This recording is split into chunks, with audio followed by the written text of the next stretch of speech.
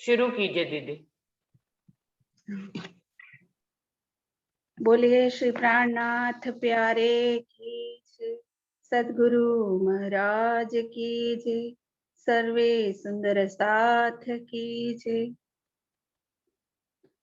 अंदर नाही निर्मल फेर फेर नहावे बाहेर, अंदर नाही निर्मल फेर फेर नहावे बाहेर।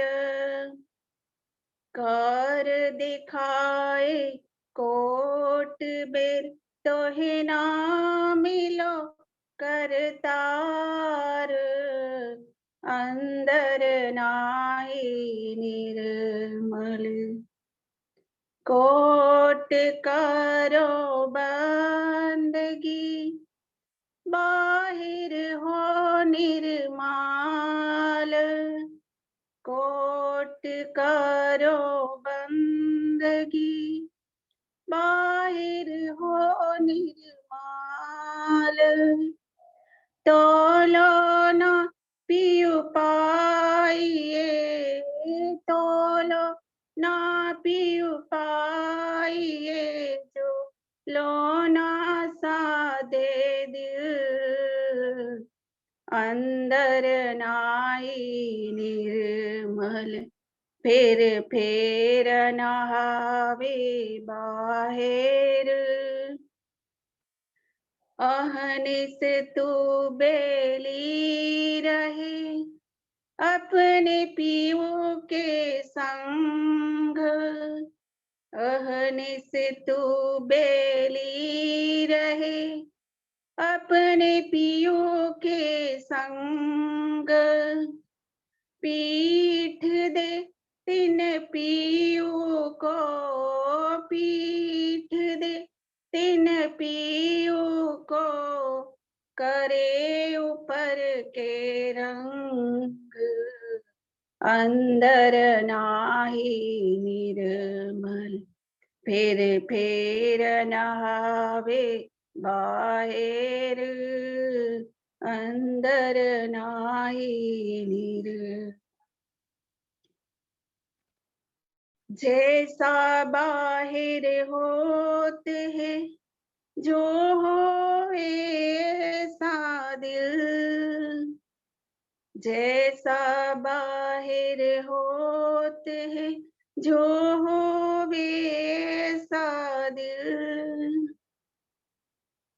तो अदखिन पियु न्यारा नहीं, तो अदखिन पियु न्यारा नहीं, माहे रहे हिलमिल, अंदर नाही निर्मल फिर फेर नहावे बाहेर, अंदर नाही निर्मल फिर फेर नहावे बाहेर।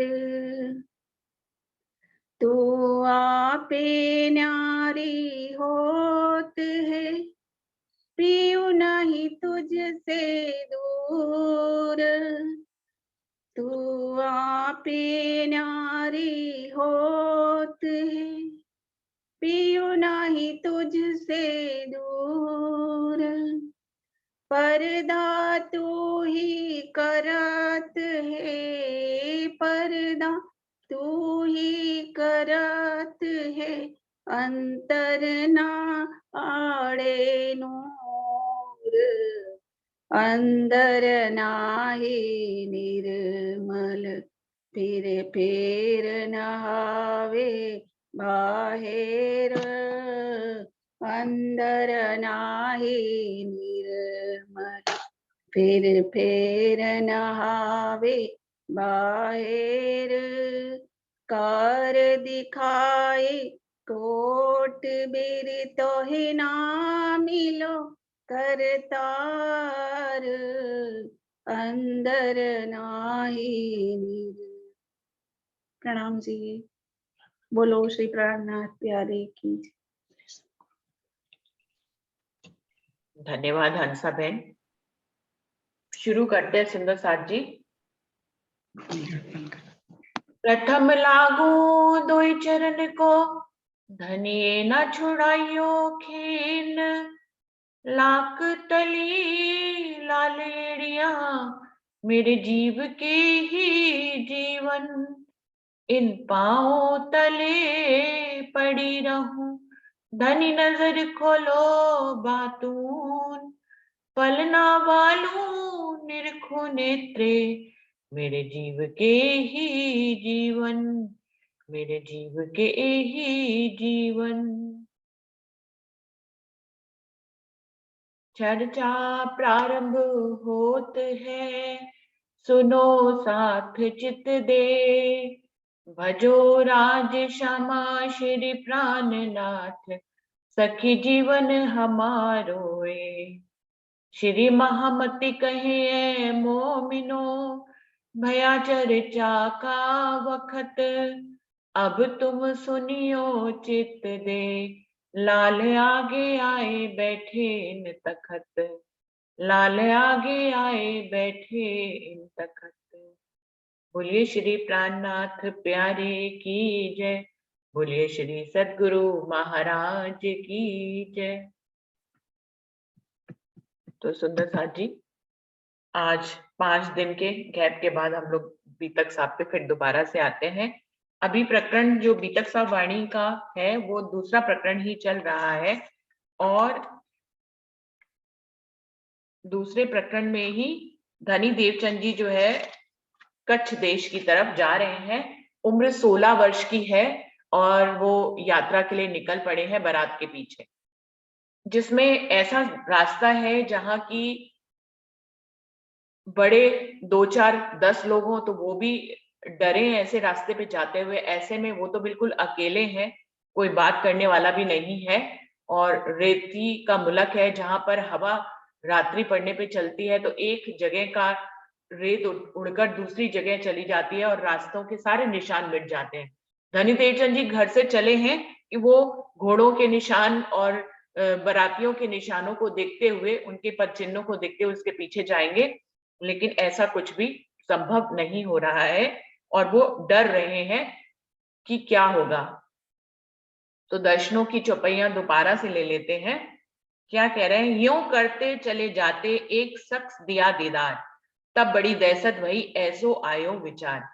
चलते जा रहे हैं और बहुत डर रहे हैं, ऐसे में एक शख्स जो है उनको दीदार देता है और मन में उनको देखकर बड़ी दहशत उनके मन में होती है कि ऐसे अकेले वीराने में कौन आ गया, और उनके मन में डर बैठ रहा है कि ये पता नहीं कौन है, क्या कोई चोर है, मुझे मारेगा या क्या करेगा। एक चोर मोको मारेगा, नहीं बचने का ठौर। मेरा कछु ना चल है, मुझ गई दिस और। सोचते हैं कि ये कोई चोर है जो मुझे मारेगा और मैं यहाँ पे कोई पुकार करके किसी से अपनी सुरक्षा भी नहीं कर सकता, कोई मुझे बचाने वाला नहीं है, निश्चित ही ये मुझे मारेगा। मेरा कुछ भी इसके आगे नहीं चलेगा, ये काफी लंबा चौड़ा है और मैं बहुत छोटा सा बालक हूँ। इतने में आए गया, होए गई मुलाकात, देखत ही दहशत भई, वह कहने लगा बात। ऐसा अभी विचार कर रहे हैं, उनको दूर से सोच के ही कि इतने में सामने आ जाते हैं वो शख्स जो है धनी देवचंद जी के सामने आ जाते हैं और दोनों की आपस में मुलाकात हो जाती है। बोलिए श्री प्राणनाथ प्यारे की जय। राजी महाराज पहला दर्शन दे रहे हैं धनी देवचंद जी को, जिसको धनी देवचंद जी अपनी बाल्यावस्था में जिसको ढूंढने जा रहे हैं, सुंदर साथ जी जिनको ढूंढने जा रहे हैं वही उनके पास आकर उनको दर्शन दे रहे हैं, लेकिन उनको पहचान नहीं पा रहे हैं। लेकिन इसमें धनी देवचंद जी क्या करें, धनी ही उनको पहचान अभी देना ही नहीं चाहते हैं। तो सब कुछ पहले से निर्धारित होता है सुंदर साथ जी, अभी धनी उनको अपनी पहचान नहीं देना चाह रहे हैं। उनकी मदद तो कर रहे हैं लेकिन अभी उनको अपनी पहचान नहीं दे रहे हैं। इतने में आए गए, सामने आ गए, मुलाकात हो गई, देखत ही दहशत भई, वे कहने लगा बात। उनको देखते ही धनी देवचंद जी जो है वो डर जाते हैं और वो अपनी बात उनको कहने लगते हैं। कोई इंट्रोडक्शन राजी महाराज ना अपना दिया ना उनका लिया, आते ही एकदम से ही उनसे वार्तालाप शुरू कर देते हैं, क्योंकि कोई और तो है ही नहीं उस समय, उस वीरान रेती के मैदान में कोई और तो है ही नहीं, तो सिर्फ धनी देवचंद जी हैं। तुरंत ही उनसे मुताबिक होकर बात करने लग जाते हैं। ए भेष सिपाही का, कमर कटारी तलवार, मोह दाढ़ी हाथ बर्छी, ऐसा भेष ल्यावन हार। जो भेष में आए हैं राजी, क्या है, भेष जो है वो सिपाही का है, ऊपर से कटारी तलवार कमर में बंधी हुई है, मुंह पर दाढ़ी है, हाथ में बर्छी है। ऐसा भेष राजी महाराज बनाकर आए हैं कि रूह डरी जाए उनको देखकर। इतनी दाढ़ी मूछ लगा के आए कि उनकी रूह ही श्यामा महारानी, उनकी आनंद अंग श्यामा महारानी उनको पहचान नहीं पा रही हैं। मुख से आए वचन, कहे छोड़ो कमर तलवार, मुख मुदा दहशत से कछु ना आयो विचार। आते ही कोई भी इंट्रोडक्शन नहीं दिया, ना धनी देवचंद जी कर लिया, और सीधा आते कहते हैं कि अपनी कमर से जो तलवार बंधी हुई है वो मुझे दे दो। अब धनी देवचंद जी का तो बस वैसे ही नहीं चल रहा है, दहशत से उनका मुंह जो है वो पीला हो जाता है। कछु ना आयो विचार, कोई विचार नहीं कर पाते हैं, कर्तव्य विमूढ़ से हो जाते हैं। कहते हैं कि कठिन अवस्था में जो है इंसान कर्तव्य विमूढ़ हो जाता है, उसकी सोचने समझने की शक्ति खत्म हो जाती है, उसको समझ में नहीं आता कि अब मुझे क्या करना है। वैसे भी राज्य जिसके सामने आ जाए, उनके सामने कौन रूप बोल पाएगी, तो वैसे ही उनकी सारी गुणंग इंद्रियों को बस में कर लिया है धनी ने आते ही। कछु ना आयो विचार, जो पहले उनको चोर समझ रहे थे अभी वो भी नहीं सोच पा रहे हैं, इतना सोचने की क्षमता भी नहीं रह गई धनी देवचंद जी के अंदर कि वो ये भी सोच पाए कि क्या होगा। बस यंत्र चालित से, जैसा राजी कहते जा रहे हैं वो करते जा रहे हैं। क्या कहते हैं कि अपनी तलवार मुझे अपनी कमर से निकाल कर दो। तुरंत तलवार छोड़ के दई हाथ में श्री राज, कहा छोड़ तू गदड़ी गठड़ी, ये बातें देखी इनकाज। तलवार तुरंत ही एकदम यंत्र चालित ढंग से अपने कमर से तलवार निकालकर राजी महाराज को दे देते हैं। यहाँ पर लालदास जी लिख रहे हैं, पहले तो अभी तक उनको सिपाही के भेष में लिख रहे हैं, लेकिन यहाँ पर उनका परिचय दे रहे हैं लालदास जी कि ये धनी आए हैं सिपाही के रूप में। धनी देवचंद जी तो नहीं पहचान पा रहे, पढ़ने वाले सुंदर साथ ना पहचाने, इसलिए उन्होंने लिख ही दिया यहाँ पर कि तुरंत तलवार छोड़ के दई हाथ में श्री राज। उनका परिचय लालदास जी हमें दे रहे हैं, ये सिपाही के वेश में धनी आए हैं और धनी देवचंद जी नहीं पहचान पा रहे हैं, अपनी तलवार उनको छोड़कर दे देते हैं। और फिर क्या कहते हैं राजी महाराज कि तुम अपनी गठरी भी मुझे दे दो, और अपनी गठरी भी वो दे देते हैं। तब जान्या मुझे मारेगा, उनने कहे सुकन, बिछाए पिछोड़ी सुबाए, तब कांपने लगा मन। तब धनी देवचंद जी सोचते हैं कि अब ये इसने मेरी तलवार भी ले ली, मेरा सुरक्षा कवच भी ले लिया, और मेरा सामान भी ले लिया जो गठरी में था, अब निश्चित ही मेरी ही तलवार से मुझे ही मार देंगे। लेकिन धनी तो धनी है, जो आप उनके बारे में सोचो वैसा तो कुछ दुनिया में होता ही नहीं। जो हम सोचते हैं वो कहाँ होता है, जो धनी सोचते हैं वही होता है।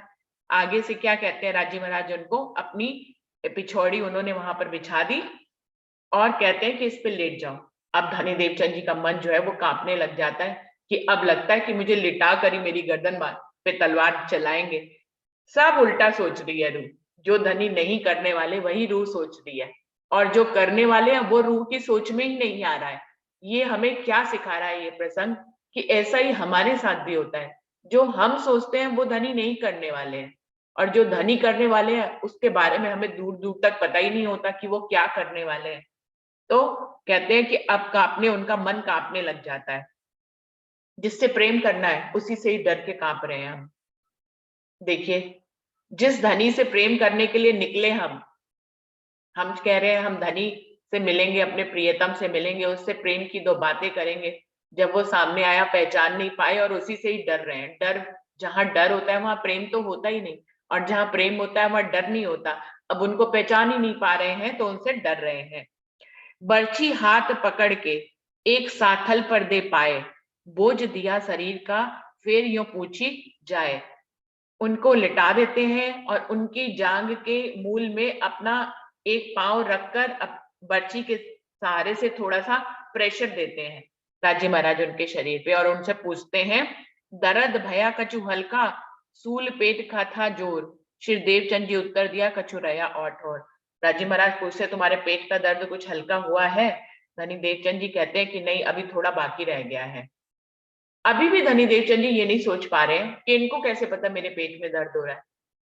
उनको कैसे पता, सामने वाला शख्स जो सामने से आ रहा है, एक अनजाना शख्स है, उसको कैसे पता कि मेरे पेट में दर्द है? लेकिन नहीं, बुद्धि काम नहीं कर रही है। फिर दूसरी जांग मूल में दे पांव खड़े रहे, बोझ दिया शरीर का इन शरीर पर दे। दूसरी तरफ उनकी जांग के मूल में अपना पैर का दबाव देकर राजी महाराज पूछते हैं कि अब कुछ मिटा? फिर पूछा क्या खबर, सूल मिटा आकार?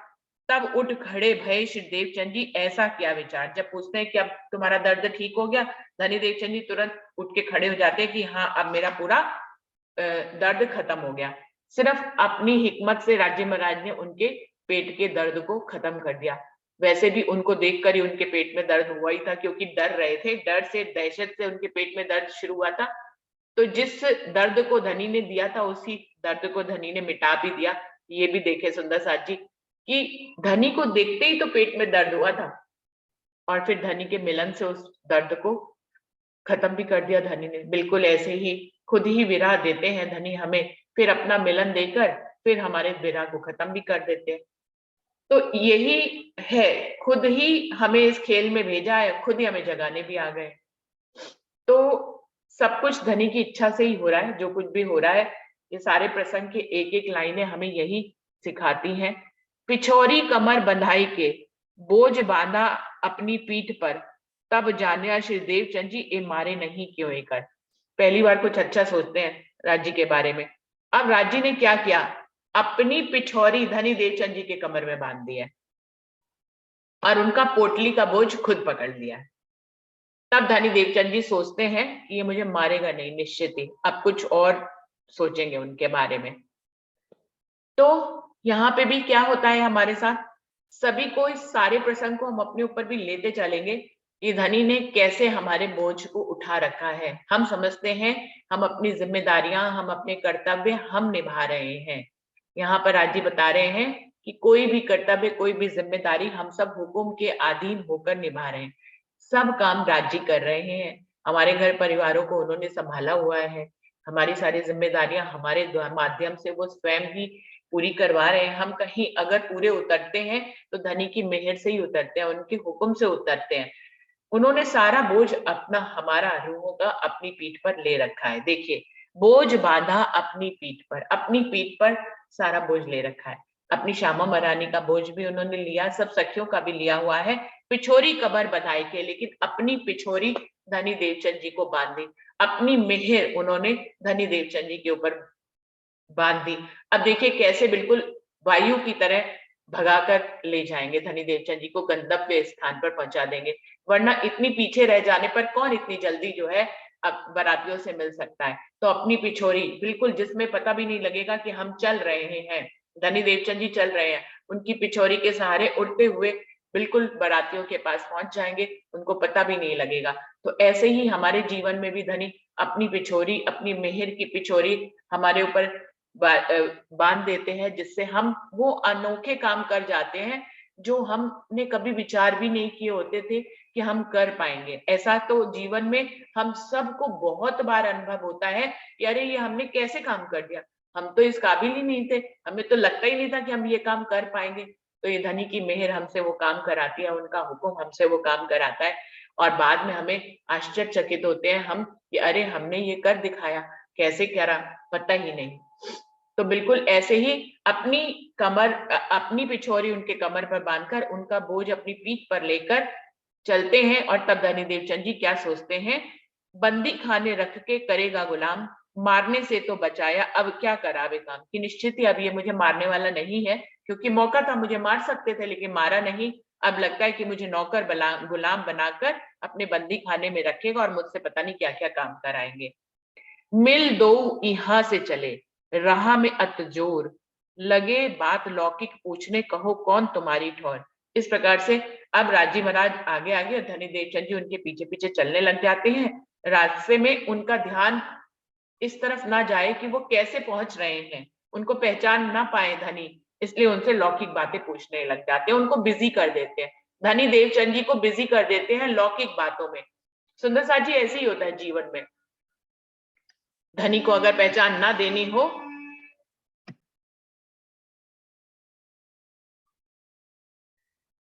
हम सबके जीवन में भी यदि हम देखें तो ऐसा ही होता है। जब तक पहचान नहीं देनी होती, जब तक पहचान पाने का हुक्म पारित राजी नहीं करते हैं, तब तक हमें दुनिया में ही फंसाए रहते हैं, लौकिक बातों में हम फंसे ही रहते हैं।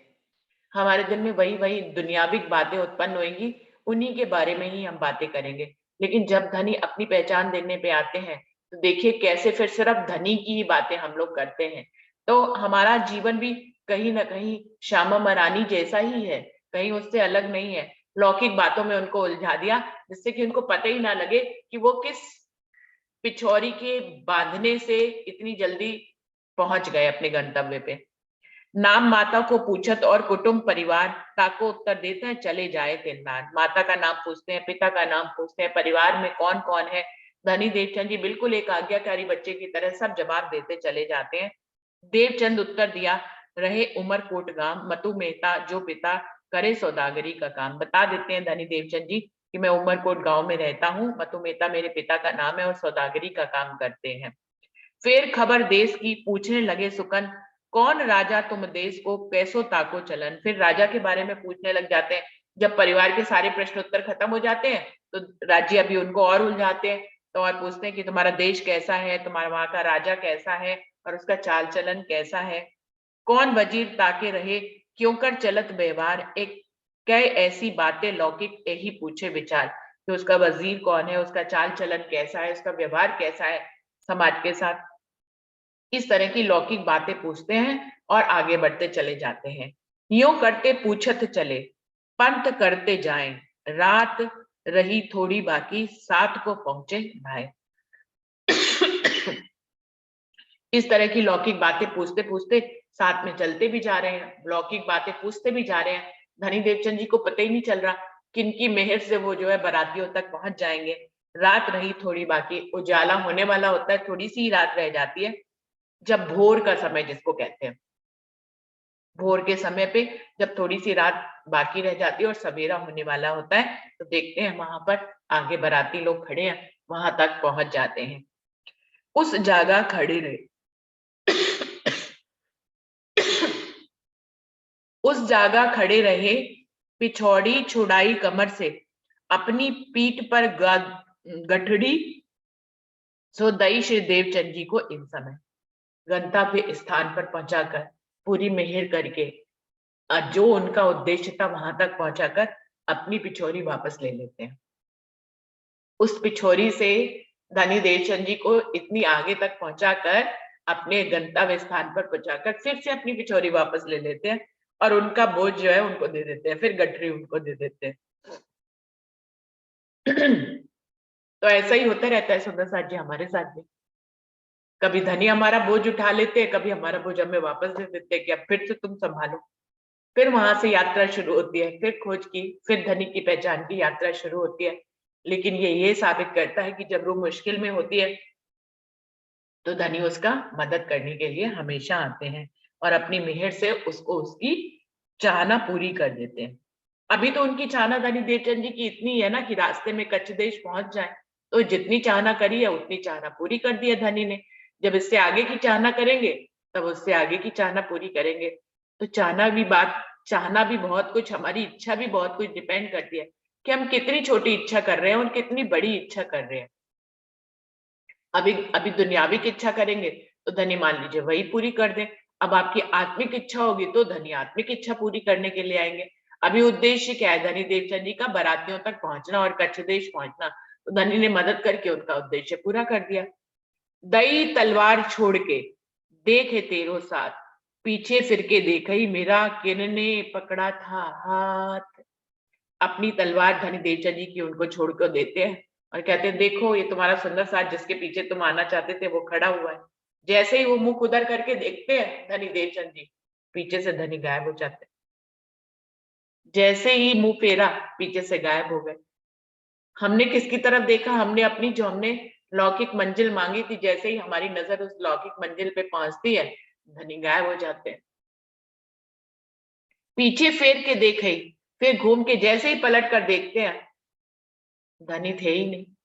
मेरा किन्ने पकड़ा था हाथ, अब समझ पाते हैं, जबकि धनी जा चुके हैं तब समझ पा रहे हैं कि मेरा हाथ किसने पकड़ा था, किसने मुझे इस बारात तक पहुंचा दिया। मेरी गठरी अपने सिर पीठ पे ले ली, अपनी पिछोरी मेरी कमर पे बांध दी, मेरी तलवार ले ली, अब सब कुछ मुझे वापस कर दिया, अपनी पिछोरी खुलवा ली। धनी देवचंद जी सारे वाक्यांशों को जो क्रम में जोड़ते हैं तो उनको समझ में आता है कि ओ, मेरा हाथ किसने पकड़ा था। मुझे लगता है मेरे धनी जिनको मैं खोजने जा रहा हूँ, उन्होंने ही मेरा हाथ पकड़ा था, मैं उनको पहचान ही नहीं पाया। अफसोस तो बहुत मनाते हैं धनी देवचंद जी, लेकिन अब पछताए होत क्या, जब चिड़िया चुग गई खेत। धनी को जब सामने थे तो पहचाना नहीं, लेकिन वो करे भी क्या, उनका बस भी क्या। जब धनी ने ही उनको अपनी पहचान नहीं दी तो धनी देवचंद जी कर भी क्या सकते हैं। इसमें भी सुंदर साथ हम सब तड़पते जरूर है, लेकिन जब धनी अपनी पहचान देने पे आते हैं तो वो स्वयं देते हैं, और जब तक वो नहीं देना चाहते, आप उनके हुक्म के बिना उनको पहचान भी नहीं सकते। ये भी बहुत बड़ी बात है। हम सब सोच रहे हैं कि हमारे आसपास छठा दिन चल रहा है, धनी जरूर होंगे कहीं ना कहीं, लेकिन जब तक धनी हमें पहचान ना करवाए, हम किसी की पहचान नहीं कर सकते। उहा तो कछु ना देख ही, कौन कहाँ गयो ए तकीक मेरा खाबंद कियो विलाप याद करके ते। अब यहाँ पर विलाप कर रहे हैं। धनी देवचंद जी देखते हैं, अरे कहीं पे भी इतनी जल्दी जो मेरे साथ चल रहे थे, पूरी दूर दूर तक रेती का मैदान है, कहाँ गायब हो गए। कहीं छुपने की जगह तक नहीं, कोई टीला भी नहीं, कोई आड़ भी नहीं, कहाँ वो आलोप हो जाएंगे। तब उनको समझ में आया ये तो धनी ही थे जो मेरे साथ थे, और एक पल में ही वो गायब हो गए। कुछ भी नहीं देखते हैं, कहाँ गयो ओ शख्स, कोई शख्स उनको नजर नहीं आता है। ए तहकीक मेरा खाबंद, निश्चित ही ये मेरे खाबिंद हैं, जिनको मैं खोजने जा रहा हूँ। निश्चित ये मेरे धनी थे, मेरे प्रीतम थे, मेरे प्राण प्यारे थे, लेकिन मैं इनको पहचान ही नहीं पाया।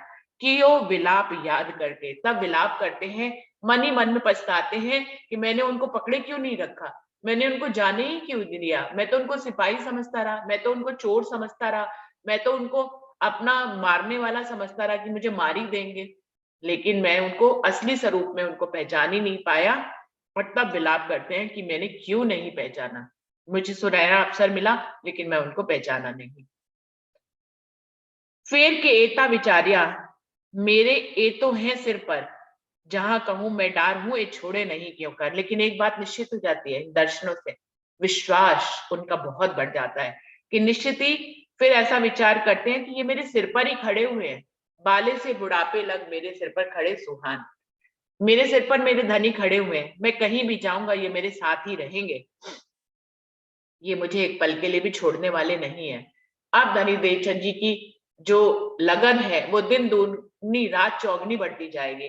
जब ये विश्वास ही हो गया कि मेरा दूल्हा मुझे छोड़ने वाला है ही नहीं, वो तो मुझे पकड़े ही हुए है, कभी भी मेरे को जरूरत पड़ेगी वो सामने आएंगे, भले चाहे मैं पहचानूं ना पहचानूं, लेकिन धनी तो मुझे पहचानते ही हैं।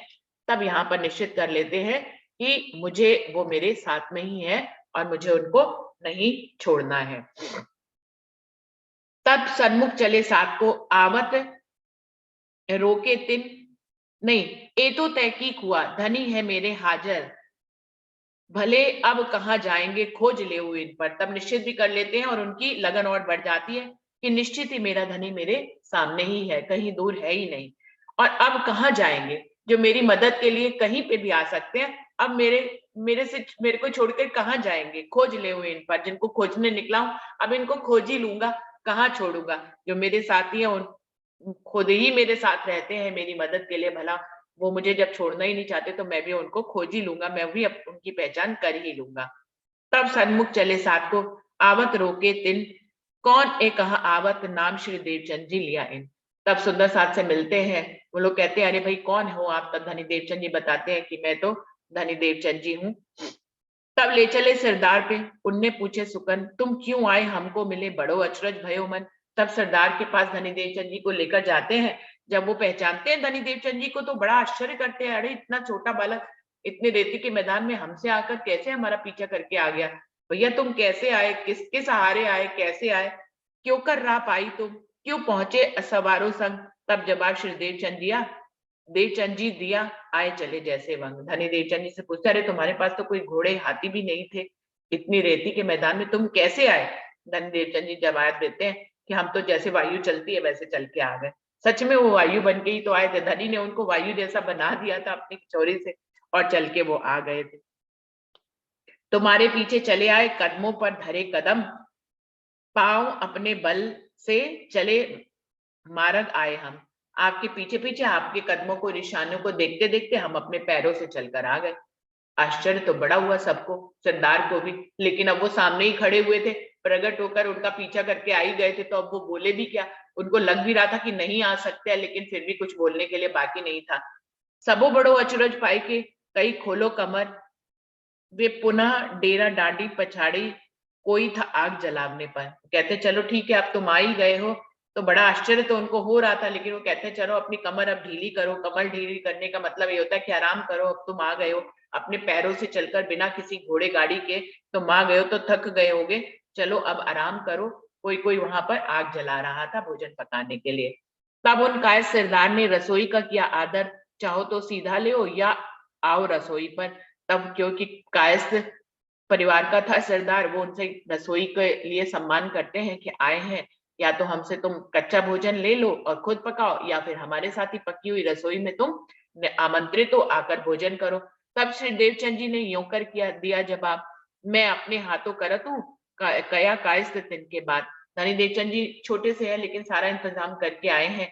तवा भी लेके आए हैं, चकला भी लेके आए हैं, बेलना भी अपनी गठरी में लेके आए हैं। तो कह रहे हैं कि मैं तो खुद ही बनाता हूँ, तो मैं तो खुद ही बनाऊंगा।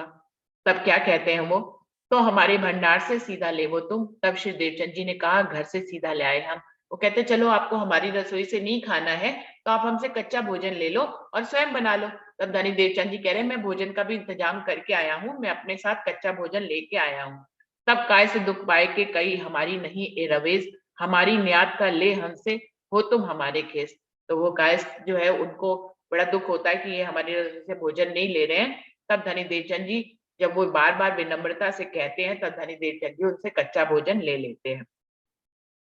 तब सीधा तिनका लिया करी रसोई, तब जा स्वरूप को दर्शन पायो थे, ताको रसोई अरगाई सब। तब धनी देवचंद जी उनसे कच्चा भोजन लेकर स्वयं अपने हाथों से बनाते हैं अपनी रसोई, और जिस स्वरूप का दर्शन किया था उस स्वरूप को फिर यहाँ सर वो पहली बार उनको भोजन अर्गाते हैं। सिपाही के वेश में राज्य का यही रूप उनके सामने बसा हुआ है।